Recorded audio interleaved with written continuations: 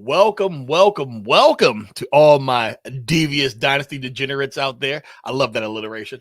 We have made it through 1/4 of the season already. It is crazy. Like, we usually have a pretty good idea of what we can expect around this time, but the injuries have been insane, so it's given us some pause. But don't worry, Rich and I, we return with the Dynasty stock market tonight, to show you how our investments are faring so far this season. It's Dynasty 365 on Fantasy and Frames Wednesdays, and we are ready to march towards those championships. This is going to be a good show tonight. Rich and I, we're always going to have some fun. But Rich, before we get started, can you do me a favor, sir? Can you treat that intro button like the Dave Matthews Band and let your finger crash into it? Let's go!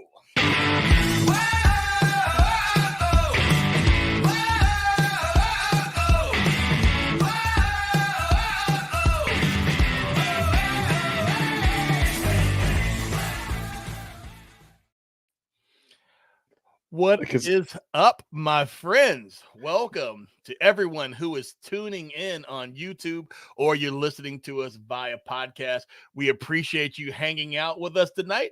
You could have been anywhere in the world, but you're here with us. We appreciate that. Jamie, as always, what's going on? And Babster.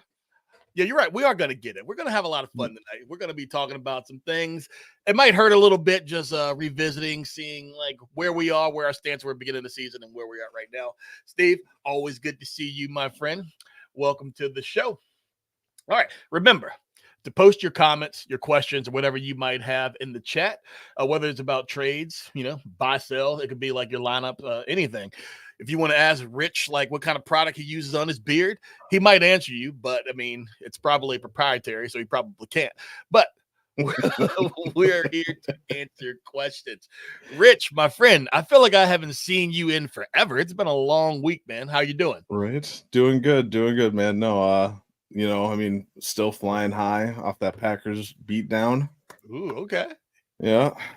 Still feeling good about that. And the fantasy world is really starting to kick into gear. You're starting to see who the winners are going to be, who the competitors are going to be, and whatnot. And so you're able to evaluate your leagues a little bit more now and know whether you're going to be a seller or a buyer at the deadline. Yeah, for sure.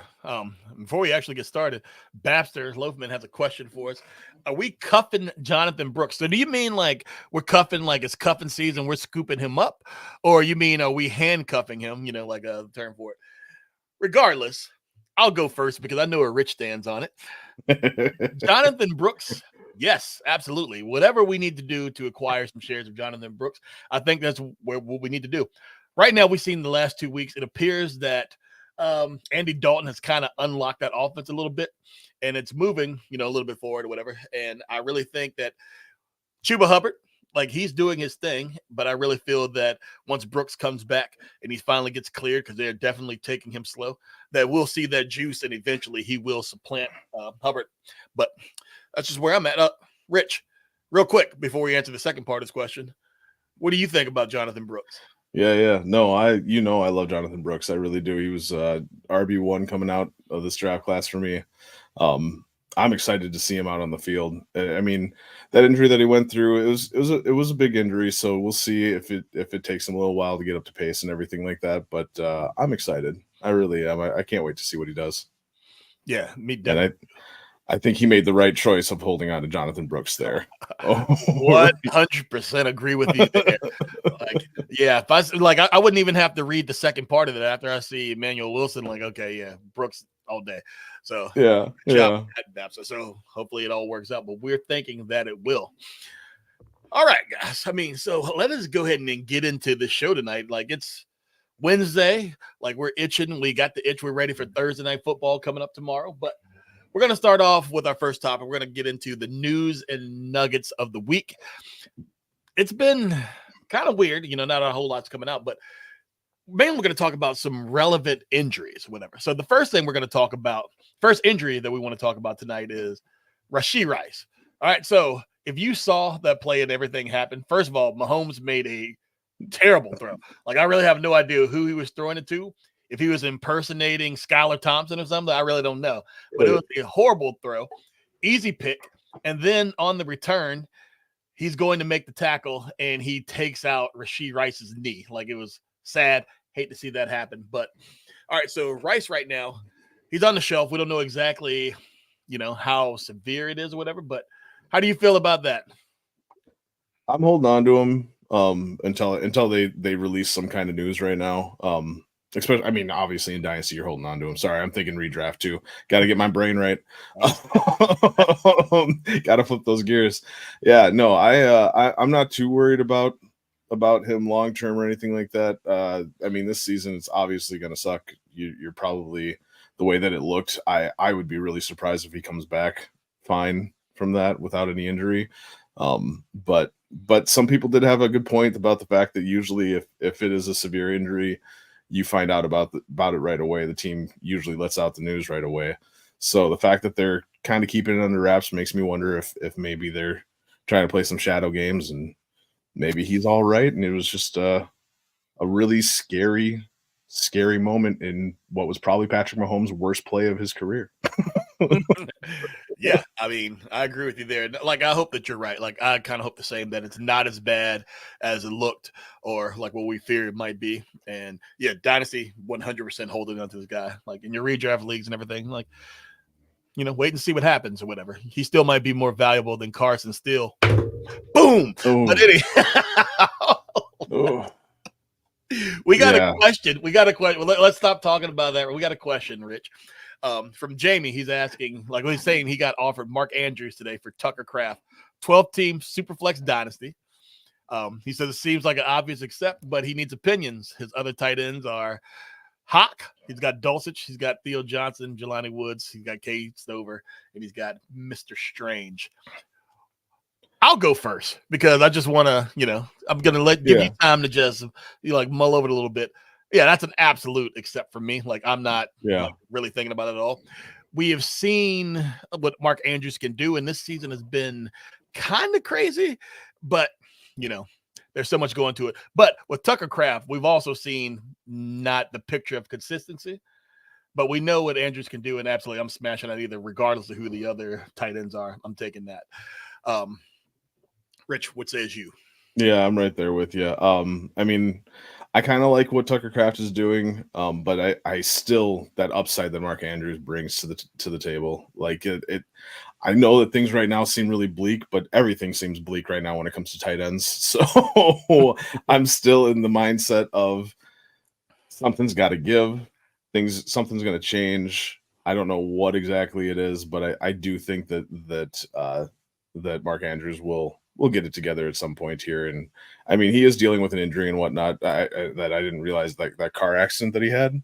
Yeah. We were talking about that. I completely missed that.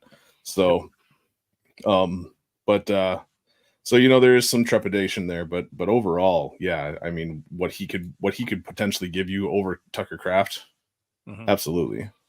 Yeah. And Jamie, like, what I would say to that is that most people are kind of, they have recency bias. To me, like, I'm sitting there thinking about it. Okay, like, I'm not overreacting to anything that's happening right now because there's still a lot of season to be played. But what I do know is I'm taking that trade, and I will start Mark Andrews, and I will die by it. But that's just what it is. So yeah, that's where I'm at with that. And another thing to look at too is the fact that it and maybe I'm wrong. Somebody can correct me on this, but in the entire time that I've watched the Packers play, they don't really get their tight ends involved that much. So I mean, he will be serviceable, but I mean, when it comes to tight end position, you want one of those elite guys that's going to put you over the top. And Mark Andrews has that ability. He has that ceiling. So, for sure. Albert, hello. Oh, and we got a new visitor in the chat tonight, Melissa Burns. Rich, I just want to say a shout out to Melissa Burns. So she's in Battle of the Sexes. This is the very first fantasy that she has ever done. Like, she's my wife, and for those who don't know, I love her to death. But it's the very first fantasy that she has ever done, and she did it independently, all on her own. She did the draft and everything, and injuries have absolutely wrecked her team. So she's just, trying to, muster her way through. So if you guys have any positive, vibes, send it her way, because she played against me week 1 and Sleeper's projections had her beating me. So she had to like victory lap, and I told her like, "Oh, bless your little heart." Projections. And then Sunday, like she looking at the score, she's like, "Yeah, we're not gonna talk about this." And I'm like, "No." But anyhow, good to see you, Melissa. Thanks for hopping on and saying hi. All right, so we got two other like injuries we want to just touch on real quick. So Nick Chubb and TJ Hawkinson, like we're thinking they're getting closer to returning. Like Hawk's probably a little faster than Chubb. How do you feel about those guys? Like, are you grabbing them and stashing them, or have you already had them? What's your game plan? I've already had them in everywhere that I could grab them at. I was buying Chubb for pretty cheap. I was able to get him for a third round pick in a couple of leagues and whatnot. So I think that he's going to be a great piece for my contending leagues. Okay. Hawkinson, I'm a little worried about. I don't know, and not because of the injury or anything like that. I think he'll come back fine and healthy, and I think that they're bringing him back slowly, like they should. But I'm a little worried about whether or not he's going to get the targets that he was getting when Cousins was there. Like, if you've noticed, there's not a whole lot of targets happening to the tight end position at all right now with Sam Darnold at the helm in Minnesota. So I'm a little concerned. I feel like the optimist in me wants to say that that's just because of what they have there at the tight end position. So it's not, once Hawkinson gets there, it's going to be an obvious upgrade. So everything's going to be fine in the long run. But I'm a little worried. I'm still grabbing them where I can, but a little worried. I got you. Stephen with the question, with injury news today with Singletary, who are you picking up, Tracy or Gray? Or is either one of them really worth it? I'm going with Eric Gray, my guy. Okay. He's okay. Actually, you know what? I'm going to do you a service, Steven, and tell you to go get Tracy, because that's probably who the Giants are actually going to want to play. Eric Gray is just my dude. He has been since he came out. I really love the skill set that he has, and I think that he should get a shot. But yeah, it'll probably end up being Tracy, just because of the fact that it's already been Tracy and it hasn't been Eric Gray. So Tyrone Tracy, he was the who I was gonna say Tracy, and then when you said Gray, it's like a smile, because I'm like, maybe we can get another pie bet going on. But yes, I think Tracy, they're kind of already using him and everything, and I really feel that he looks like he has more juice than Singletary anyway. So I thought it was going to be a point in time before Tracy made it like much more of a committee. But yeah. I mean, whichever one that you can get, like, you can get Tracy. Cool. If you can't get Tracy, I mean, get Gray. Just see what happens, because at this point, like, you never really know, especially in a dynasty and this early in the season. Like, running backs, they cycle through so many during the season, so you never know who's going to be somebody that you can get flip quickly. You buy them low, sell them high. That's just the way to do it. one of them pops off, and next thing you know, they're the starter for the rest of the season. You never know what's going to happen when it comes to the running back position. For sure. Also, just want to ask you real quick. Actually, you know what? We'll talk about that later in the show. But yeah, I appreciate you, Steven, but you did not hit a sore spot. No, you didn't hit a sore spot. I just wanted to have another pie bet, just because. This or that pie bet. Somebody's getting pie. Somebody is going to get pied. I'm not sure who it's going to be. For those of you who don't know, Rich and I have a pie bet going on who's going to have a better fantasy season this year. If it's going to be Khalil Shakir or what's his name again? Curtis Samuel. Oh, Curtis Samuel. Okay. Yeah. That's right now. It's a little bit of a gap. Shakir has a slight lead, and I'm just wondering what your favorite flavored pie is, Rich. Well, my favorite pie is pumpkin. Just throwing that out there. I would not advise pieing yourself with pumpkin, though. No, it seems a little dense. Yeah. No, I'm a little worried. But I feel pretty good, actually. I was thinking about this, the whole pie bet thing. I'll break even at least, because I won the pie bet from this weekend. I don't know if anybody else saw that, but on the Waiver Wire show, Stacey Perez had to take a pie to the face because she bet me that the Green Bay Packers were going to beat the Vikings. So I love it. You know what? That's good. Actually, we're gonna have to bring Stacey on, just to talk about that, talk about whatever. Haven't talked to Stacey in a while. She hasn't been on 365 for a little bit, so we're gonna have to bring her on, especially with the new season. And Shakir, he was not practicing today, but Steven, he called me. He told me, he's like, Chris, I'm not going to practice today because I want to make this pod bet a little closer between you and Rich. I'm like, you know what? I understand. Do what you got to do. I appreciate that. He even talked to the coach, told the coach to talk up Samuel a little bit more, saying that he needs to get him the ball some. So, hey, it's a lot of season to go. So I am not victory lapping at all because there's a ton of season to go. So we'll see what happens with that. And speaking of that, pod bet Stacey, Rich, the Vampire League. So right now, you guys are putting it on us. The Fantasy and Frames crew with this Vampire League. And so last week was the first week that we actually really got handled, but it was close the other weeks. We're coming for you guys. We just want to give you that false sense of security, but it's our time. The lead up a little bit. Exactly. Yeah. It's October now. It's spooky season. It's our time to shine. So now, it's time to drink some blood. But congrats to everybody in the league who's doing well and everything. You guys are. We're 0-4, but I'm still talking. I'm still here.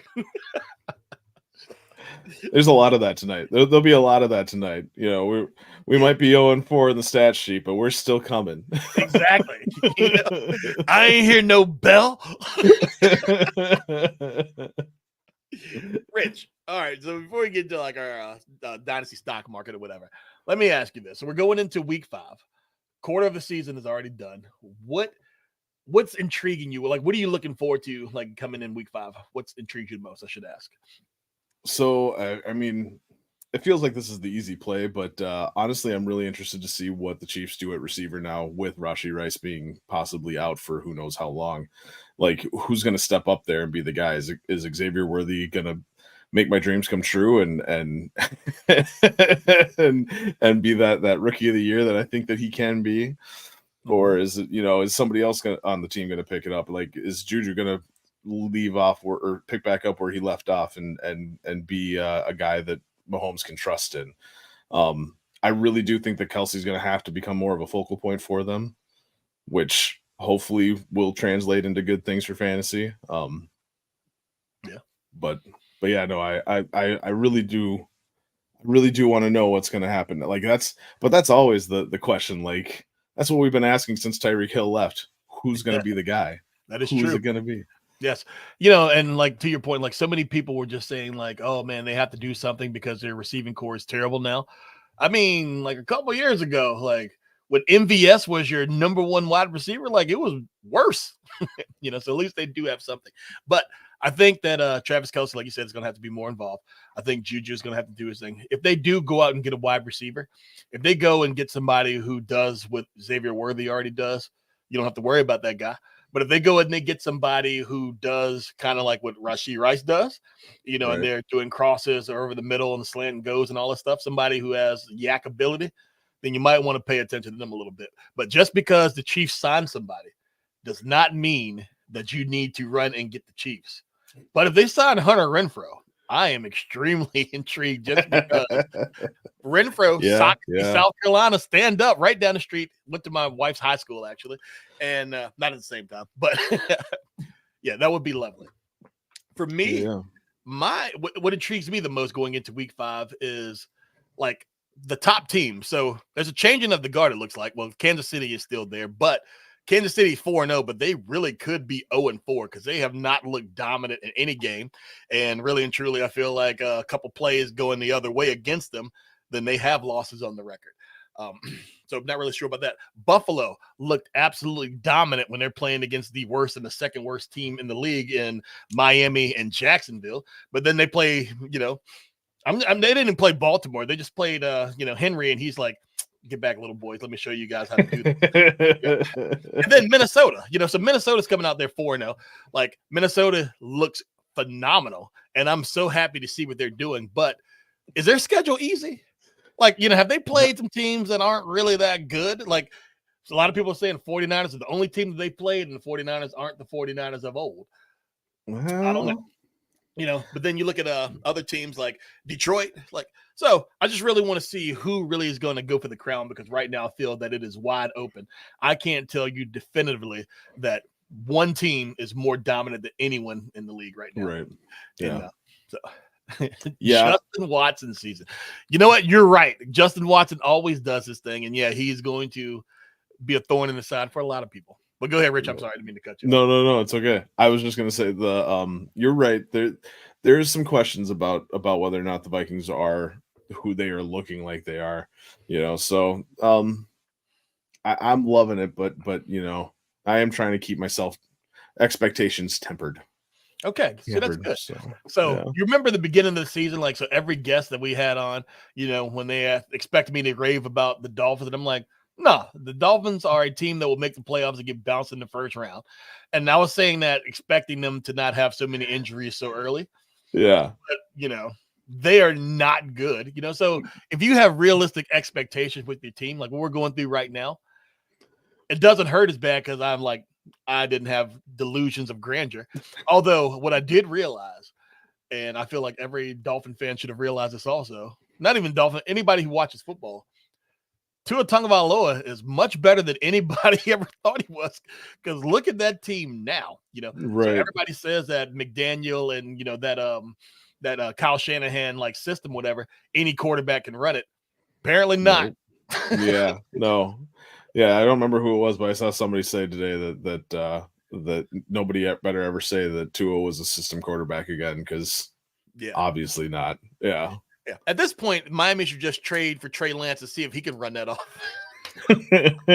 He can't do any worse. Snoop Huntley, go back to where you were. I mean, oh my God, he could not get the running back. So I've watched Dolphins every snap of Dolphins game for years. This season is the first season where they've made me change the channel 2 weeks in a row. Can't do it. But anyhow, that's rough. That's rough. Yes, but we're going to get into our second topic of the night. We're going to be talking about, the Dynasty stock market. So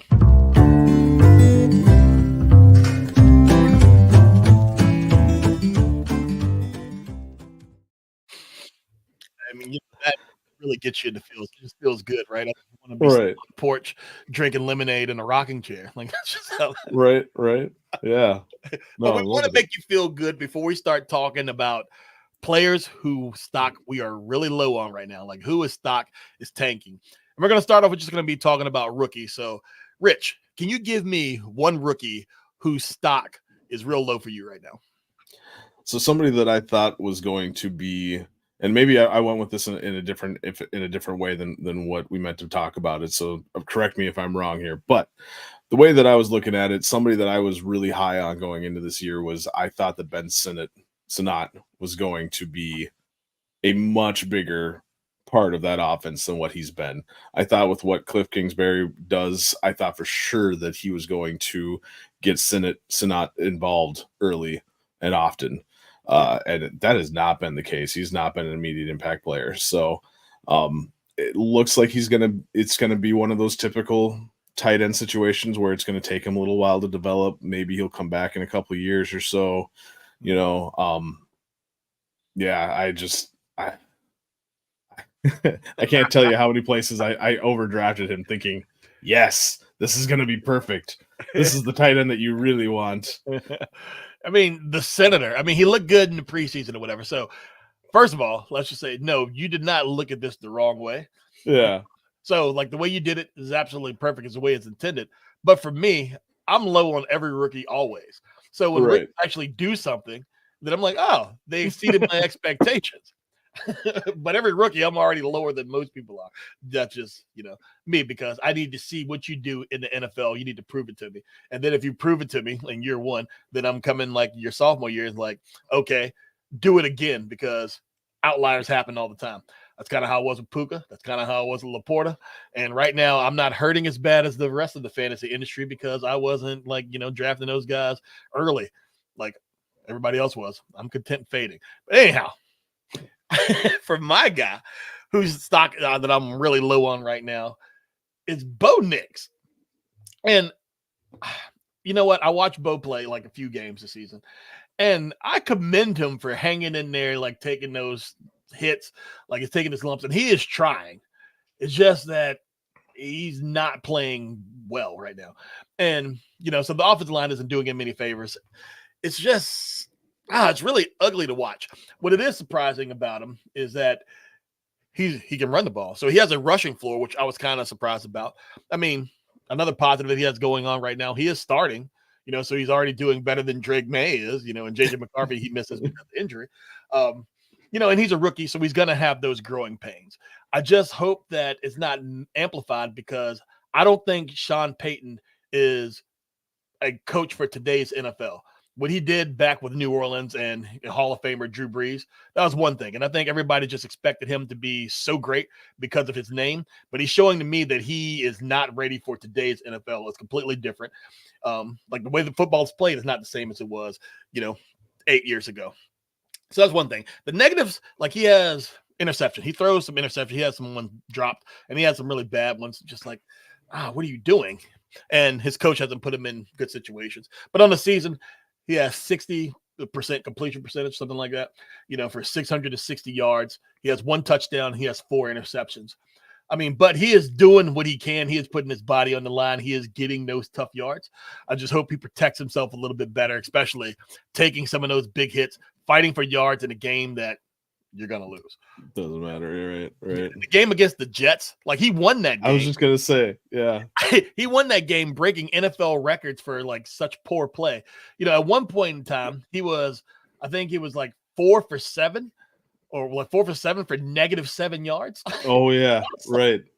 Like that is impressive to do. I was watching that score sheet and I was like, what is happening right now? How is this even possible? What is like, I'm putting that on the coach. Like, what is Sean Payton doing that they're going negative on passing plays? Yeah. So it's just one of those things. Like I would like to see, like, as he grows, as he matures, like things happen. But as of right now, like my stock is really low on him. And I said this when, they announced him as a starter, or he got drafted. I didn't think he should have been drafted where he got drafted. And I was like, Sean Payton is proving that he's not as smart as everyone thinks he is for doing that. And then I'm like, I think Zach Wilson is a better quarterback than Bo Nix is because everybody looks at Bo Nix last year. But remember when he was at Auburn? Yeah, nobody wants to remember that. He's old and he was, But anyway, I think Bo Nix for me, he's just not really thing. Jamie had that note for you there, Rich. He was like, remember, I saw that. Right off. And Senate is an elite. But if your name is Ben Senate and you're playing in the Capitol, like it's just it writes itself. Like the nickname, the Senator. Like I was just perfect. Like it just writes itself. But right. But so I'm gonna go in and I'm gonna talk about my a second-year player who my stock is extremely low on, and that is none other than Mr. Michael Mayer. Now, when Mayer came out, everybody's telling me he's going to be great. When he did not fire off his rookie season, everybody's like, oh, yeah, now it's his time, his sophomore season. Brock Bowers gets drafted, and they're like, but Michael Mayer's there. And I'm like, if Mayer was everything that you're telling me that he was, then, he would have done something his rookie season. And, Brock Bowers coming, wouldn't have been that big of a deal. But let's talk about Mike Myers because I do feel bad about the young man. He was the 35th overall pick in that draft, in that 2023 draft. He was taken in the 4th round. The 4th pick in the 2nd round. What has he done for his career? 31 catches for 325 yards and 2 touchdowns. That's in 2 years. This year, he had 4 catches for 21 yards, no touchdowns. And he missed week 4, like due to personal reasons. He's going through some things, and they're saying that there's no timetable for him to return. And that sucks because he never really got a chance to take off. His rookie year, terrible coaching situation. They changed in midseason, and then this year people were like giving him a bit of a doubt thinking that he's going to do something, but it has not really happened. And Brock Bowers, he has come to town and he is showing everybody that he is an NFL tight end. And I don't know if that has some of the things to do with Mayer's absence, but whatever he's going through, I really hope that he makes it through it, and I hope that he gets another chance to actually prove that he can play because he is talented, and I would love to see him just revive his career somewhere else. But as of right now, like stock can't get much lower than somebody who was kind of hyped when he came in because they're thinking he's going to be. Remember, Mayer was a tight end that everybody thought Sam Laporta was. Well, yeah, Laporta became what everyone thought Michael Mayer was. That's a better right. Yeah. So, Rich, what about you for a rookie, for a second-year player, sophomore player? Who you got? Second-year player. I'm teeing it off again. I'm taking the easy way out. I'm gonna go ahead and just talk about Bryce Young here real quick. And there's not a whole lot to say because I'm pretty sure everybody already knows that team is doing him no favors in Carolina. No. He is. I cannot for the life of me think of a single player where they got benched and came back for the same team at least and were able to continue performing at a high level of any kind. I'm hoping that maybe he gets the Sam Darnold and Baker Mayfield treatment. Maybe he finds someplace else that he can go to and they can capitalize on what was lost in Carolina. But you know, I'm so far, and it really sucks because I really believed in the kid when he came out. I thought for sure that like he was my QB1. I was wrong on that. CJ Stroud definitely blew him away. But he seems like he has the work ethic. He seems like he's got the ability to break down the teams, the defenses and things like that. Maybe not at this level, but when he was in college, he was surgical. He was really, really good. And so I thought for sure that was just going to translate into the next level. Maybe it's just going too fast for him. Who knows what it actually is? But yeah, poor Bryce Young, man. You know what? I echo everything you're saying. Like, I feel so bad for him because he seems like a really nice guy. Like, even through all this, he's saying the things that you're supposed to say, and he's taking blame for everything, stuff that is his fault and stuff that isn't his fault. There's a lot of stuff that just wasn't in his control. And I kind of feel that when you're in that situation and your confidence is shot, then you really can't play at your best. Like I look at when Brian Flores, your Brian Flores, because I don't claim that scrub, when he was in Miami and he was Miami's head coach, like how he took Tua's confidence just by the way, things were going. And you see how Tua played, how poorly he played. But then when Mike McDaniel came, Tua completely became what he was back in Alabama. So I'm hoping that Bryce just needs, a change of scenery. I love what Baker said about it like last week or 2 weeks ago when he was just saying like the situation, some people, you just don't fit in your spot and that he has talent, that he hopes that he finds a spot because he can play in the NFL. And I thought that was really cool. Like, how Baker was just saying like the exact same thing happened to him. Like he was in places and it didn't fit, but now look at him now where he's in a place where he feels that he fits. So to your point, I'm hoping that he does get a chance, but it's just one of those things in the NFL. If you are a first round quarterback and you get traded or benched like on your rookie deal, the odds of you like bouncing back from that is really, really hard. Somebody can, but it's just someone giving him a chance and we'll just see. So right now, I'm not sure if he'll get a chance to play again, but he does play for the Panthers. So I really could see Tepper being like, you know what, put Bryce back in there in week 8. Who knows? Right. Which I feel is even worse. Yeah. Like that would just be setting him up for such disaster, in my opinion. Yeah. But we'll see like what happens, Yeah. Jamie in the chat, he's saying that he had the safety of Stroud over Richardson for a super flex, but he took the upside of A-Rich in a single QB because easier to replace. Yeah, especially with A-Rich missing so many games. Right. Everything's better than that 0 when he's not playing. No, I'm joking. I understand exactly what you're saying, and that makes a lot of sense to me. And Absolutely. So, Rich, I'm going to tell you right now. So I'm going to go with my my third-year player or third plus. We like to call these guys veterans. I'll tell you mine, and we'll just touch on yours a little bit later. I'm not even going to give you the option right now. Thank you. Yeah, because my guy is so bad. He is so bad for for both of us, really. Mr. Treylon Burks. Do you guys remember Treylon Burks? Oh man, not tight end. Excuse me, wide receiver for the Texans. I mean, he was in 2022, like in that draft, he was the 18th overall pick. And you know what he's done this year? Yeah, I wouldn't have known either if I didn't look it up. But 3 catches for 24 yards. He's been a complete ghost, which is fitting for October. Like he's just in character a lot earlier than Halloween. His career started off weird. When he got drafted, he comes there and then he has that asthma thing and he misses time. And then injuries have had him out of the lineup a lot. And that offense was inept at best, so he never really got a chance. But then new regime comes in and they bring in their guys and it doesn't really seem like he's getting a chance now. So, failure to launch and never came close to flirting with giving you that return on investment because people were pretty high on him coming out of Arkansas in that rookie draft. They thought that him and David Bell were going to be great. I remember that season, like Burks and Bell, and like who? Right. So yeah, Treylon Burks right now would be better off if his name was Mike Jones because whenever you say his name, people are like who? Right. No, he was off to a bad start before he even got picked. Them trading away AJ Brown, the Tennessee Titans trading away AJ Brown and thinking that they could just replace him the way that they tried to go about it, like Treylon Burks never stood a chance. But they fooled a lot of people. They fooled a lot of people because that on draft night when they traded AJ Brown and then they made that pick after they traded Brown, everybody like, oh, they like the first time in history that a team directly replaces somebody at the same time, and right. No, not so much.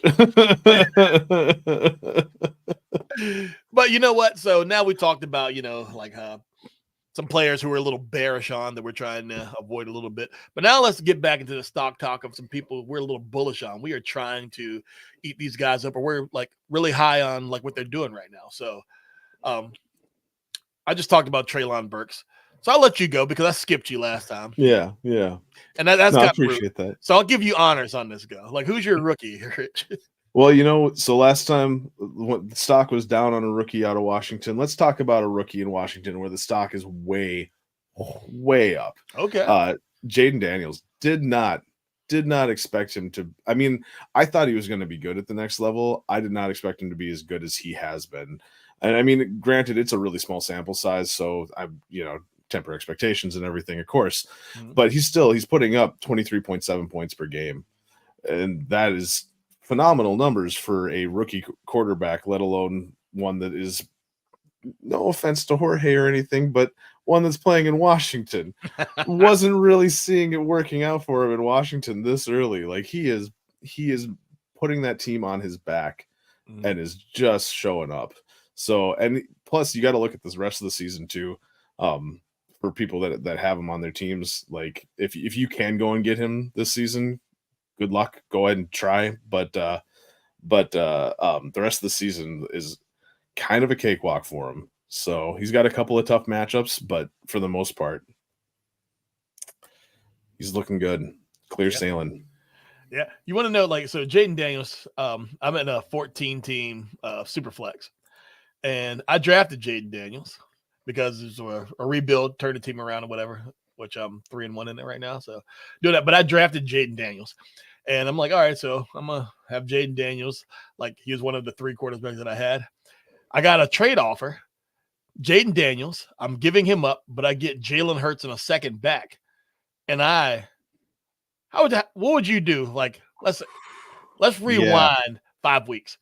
What are you doing when you get that offer? Smashing accept. Yeah, that's exactly what I did. I smashed accept. And now I'm sitting there like,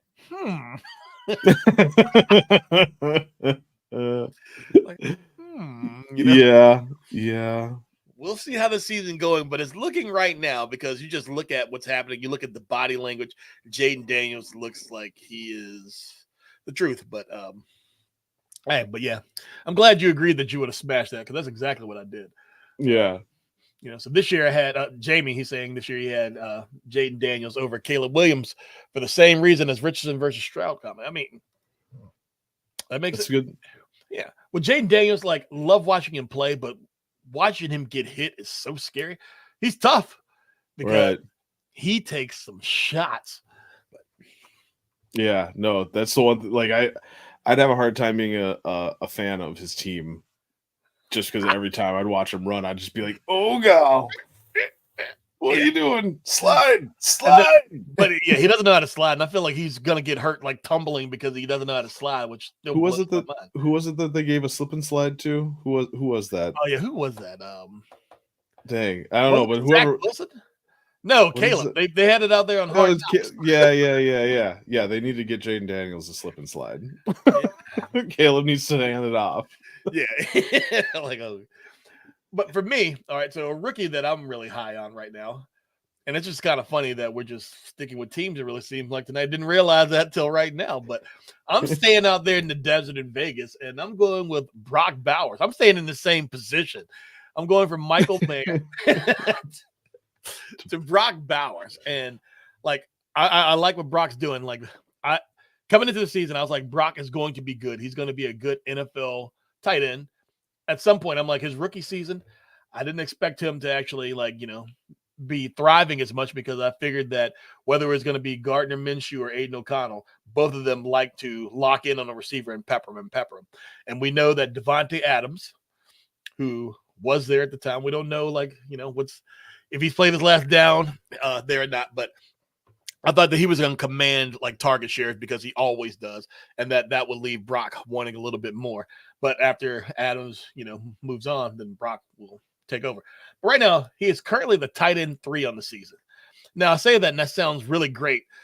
He's the tight end 3 not because he's lighting the world on fire per se, but because of the rest of the tight end landscape is awful. But right now he has 20 catches on the season for 216 yards, no touchdowns, but he's only like 150 yards away from passing Michael Mayer already. I'm sorry, Mike. I love you, man. but he's proven that he can be trustworthy. He's proven that he can be involved in that offense. And with Adams requesting a trade, like, who's really going to stop Brock Bowers from ascending right now, at least this year in that offense? He is the only player in the league right now with 5+ yards of separation. That's just crazy. He is getting open. Like, he's doing what he's supposed to do. He has a 27.9% target rate, which is actually pretty good, and 18.3% target share, 8.3 in the red zone. I mean, and I think that's going to skyrocket with Adams, because I think Adams is gone. I know that the whole thing, like after that, was it week 2 when Antonio Pierce said, some people out there making business decisions, so we're going to make a business decision.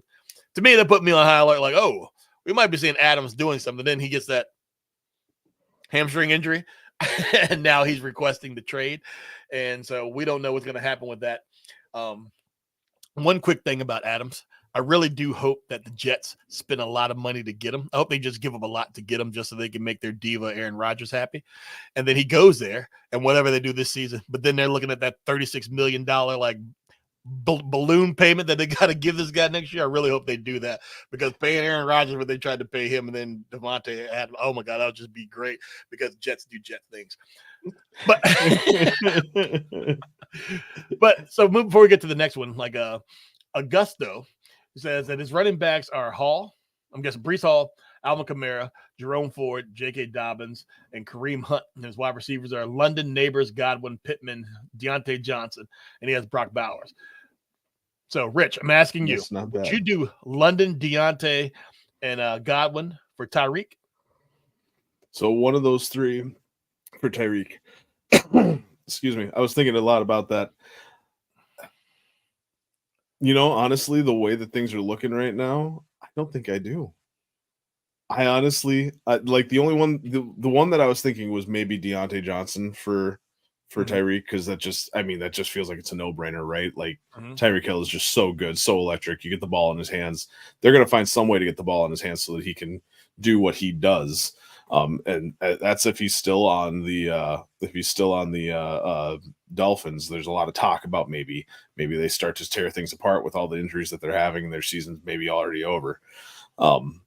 We'll see. There's a lot of what ifs when it comes to that. But the way that the Dolphins are looking right now, and the fact that Deontay Johnson is getting peppered by Andy Dalton the way that he is, I would almost rather take the safety of knowing that I could have London, Deontay Johnson, or Godwin over Tyreek, which feels weird. I feel dirty. I feel real dirty saying it. Yeah, I hear what you're saying. So now, Augusto, I don't know if you can tell which team my alliances lie with. But I am the resident Dolphin fan on Dynasty 365. And let me tell you about this trade, sir. No, keep the guys that you got. So if anybody was listening to me like end of last season, this whole season, going into everything, I've been preaching like you need to get rid of Tyreek. First of all, when Tyreek came out at the beginning of last season, he was saying he was only planning on playing for 3 more years, including that season. You knew that, he's already thinking about something outside of football, right? And then his contract has completely hamstrung the Miami Dolphins. And I was telling everybody, this Dolphin team is not going to be good in a couple years. And this is what I was cautioning them with. I was like, because of that contract, even though they restructured their defense, they lost people on defense. They couldn't retain. They couldn't keep Christian Wilkins because of Tyreek. They had a whole lot of injuries. People are going to leave because the money is not there. Coming up, they had to pay Tua. They paid Tua.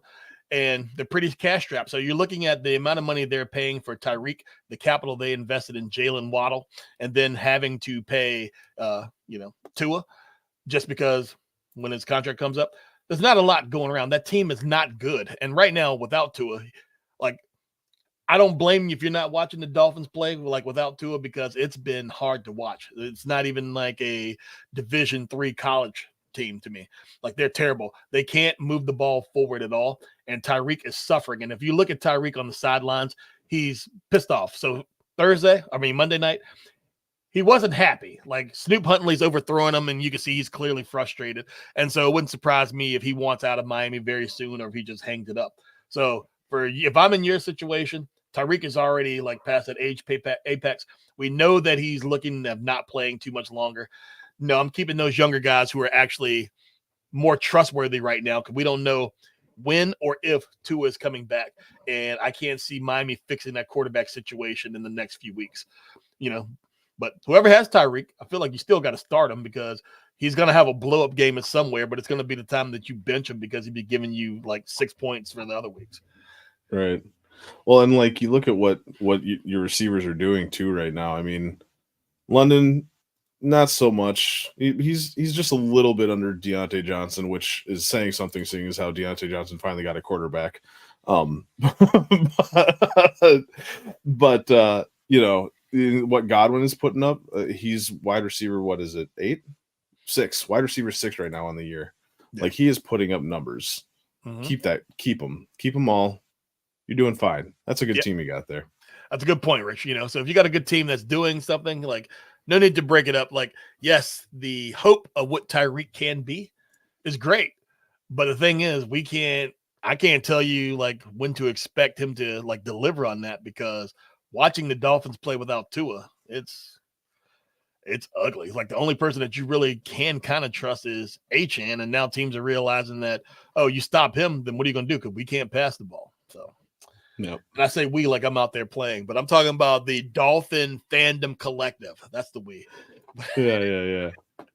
All right, so moving on. Yeah, moving on. We talked about Jaden Daniels. We talked about Brock Bowers, like second-year players. Rich, tell me, who's your second-year player that you're high on? Excuse me, I just keep choking tonight. The second-year player that I'm super high on, CJ Stroud. Like I was saying before, I was wrong on Bryce Young, and I am fully 100% turned that around. I am in on CJ Stroud. He was the number 1 prospect coming out of last year. Not having a huge year so far, but I expect him to bounce back. He's still having a good year. He's not having a bad year by any means, and he elevates the team around him. And that's the big thing that I love about CJ Stroud is the fact that he makes that whole team click. Like, you look at what the Texans were like before he got there, and it was just miserable. Like they were struggling to put anything together, and now they actually it's I don't know if it's because he gave them some hope or what exactly, but yeah, no, they just everybody seems to resonate around him, and he's the real deal. He really is. He definitely looks the real deal, and I think the biggest difference was when the Texans decided that, okay, Lovie Smith ain't it. And then, gosh, I can't even remember.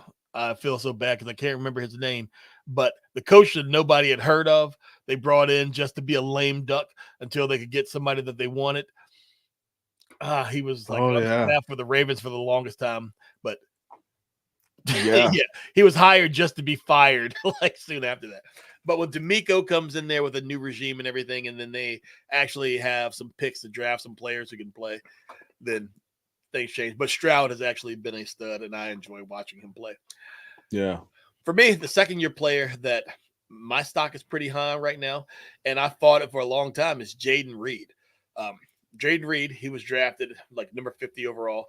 And over his career, like it kind of surprised me, like 81 catches, 1,129 yards, and 10 touchdowns, which like good for him. Like he's ascending the Green Bay wide receiver ranks, because I remember saying that you don't know who the number one's going to be. Like any one of those guys could be the number one, like at any given time. And he is moving up the ceiling. So he has a very high ceiling. Like I said, he's moving up the ceiling. He has a very high ceiling. And if you have him on your team, you probably acquired him kind of early. You probably got him pretty cheap. And so that return on investment is paying off heavily. He's extremely versatile, which will suit him for years to come. And I think that he is great. And Jamie, I wasn't high on him. I fought him for a while, like Tyler Heil and Stacey Perez, former host of Dynasty 365, were all about Reed for the longest time. And I'm like, I don't want to trust Green Bay. But I'm looking at this guy right now and like watching him last week. He is the truth. All right, so Jamie says he was offered a 2025 first rounder, most like a top fifth, for Higgins and Jaden Reed, and he smashed it, even though he loves Reed. Yeah, I love it. I do. I would have smashed that one too. And I've been saying this whole time, T. Higgins needs to go to the Packers. So we were just talking about this before the show. We really were talking about this. Like I kind of feel like Jamie has a studio bug, Rich. So we need to. Right. Who are you watching? Who are you watching here, Jamie? All right, so Rich, we're gonna come to you. So for our vet players, anyone drafted year 2021 or earlier, like 3+ year players, who's your guy? Who are you picking? Sure, you might actually, if I switch this up a little bit last second here. Hey, I'm changing up my guy. All right, I'm changing up my guy. Hot route. Yes. No, I was gonna go Josh Allen because I've been talking about him all off season about how he still is quarterback one, and everybody was down on him for some reason. But no, you know what? I want to talk about. I want to talk about Chris Godwin. Okay, he has looked so good this year, and he's back to that same form that he was in his what was it, his sophomore year, his junior year, his second or third year in. He looks so good. He's completely revitalized his career, I think. Finally getting back into the slot, playing a little bit outside still too, but doesn't matter where they're putting him at. He's making plays down the field. Like I said before, he's wide receiver 6 on the year. I love Chris Godwin. I just traded for Chris Godwin, actually. I traded my 2026 first-round pick for Chris Godwin early this morning. And then I remembered that I had Mike Evans already on the team, so I'm a little bit not happy about that. One way or another, I'm getting the points that are coming through on the Buccaneers side of things. So, no, I love them. I do. All right. That's awesome. So, for me, I'm going to go through my guy really quick just because I don't feel like he needs a whole lot to talk about. CeeDee Lamb. Love CeeDee Lamb. Arguably one of the best wide receivers in the league right now. In his career, 415 catches, 5,461 yards, and 34 tutties, 3 Pro Bowls, and he's done all this since 2024. So he's a stud. Even with Dallas's offense being down this year and a little bit one-dimensional because they can't run the ball, he's still doing his thing. He's a wide receiver 1 on the season in 12-team leagues, which, is actually pretty good. But if you look at his second half season schedule, I think he's in line to finish strong again. And I'm not going to say anything more about that.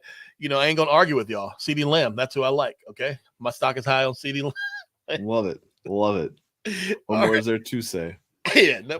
So, Rich, as we're getting close to the end of the show, I feel that for this next topic, it's time for the Ginger Beard Minute to make its Dynasty 365 debut, right?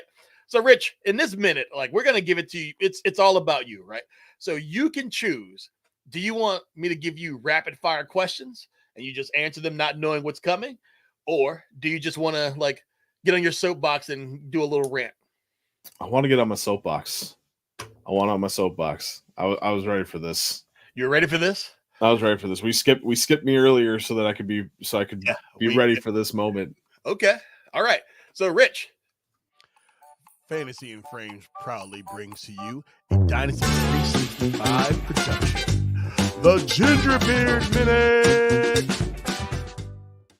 Mr. Rich Sickles, the floor is yours, sir. Have at it.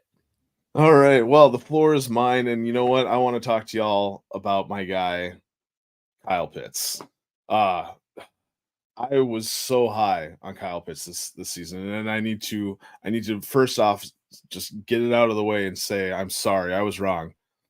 Kyle Pitts, tight end 1 is not happening. I was wrong. I was so wrong. I don't know. Don't know what I was thinking. Actually, no, I do know what I was thinking. I was thinking that quarterback play, the new coach, everything, the tea leaves were telling us exactly what was going to happen. The stars were aligning, and Kyle Pitts was finally going to be what we all thought he was going to be when he got drafted and came into the league. And I don't know if it's the fact that the tight end landscape in general is horrendous right now. I don't know if it's an issue with the coaching, if it's an issue with the quarterback play. That's kind of what I want to say. Or if it's an issue with Pitts himself. Maybe it is. Maybe he's never going to be a top end tight end. Oh, that hurt to say. That hurt to say right there. But, you know, instead of getting the stars aligning, we have what we have right now. So he's tight end 18 on the year. He has 8 receptions on 15 targets, 105 total yards, which about half of those came off of one play in week 3. And last week we got a goose egg, 0, donut, nothing wrong. It was so hard to watch it, and I came here to say that I was wrong about this year being tight end 1, but I'm not giving up yet. I'm doubling down. I'm buying him wherever I can. So if you're in a league with me and you got Kyle Pitts, let me know. Come knock on my door, because I still think there's a chance. I still have hope, but I'm willing to admit I might have been wrong. Rich, I just want to say that is a big man to admit that they might have been wrong. But ladies and gentlemen, Rich Sickles, the Gingerbeard Man, giving you his Gingerbeard Minute. And I just want to let you, I mean, it was beautiful, man. Like, Kyle, I would have been singing It's So Hard to Say Goodbye to Yesterday, but, you know, you're a better man than me. So hold on strong. All right. So, Rich, we got a couple minutes left. So now for our final topic, we're going to do this like, is it time to panic right now? We're going to do it real quick.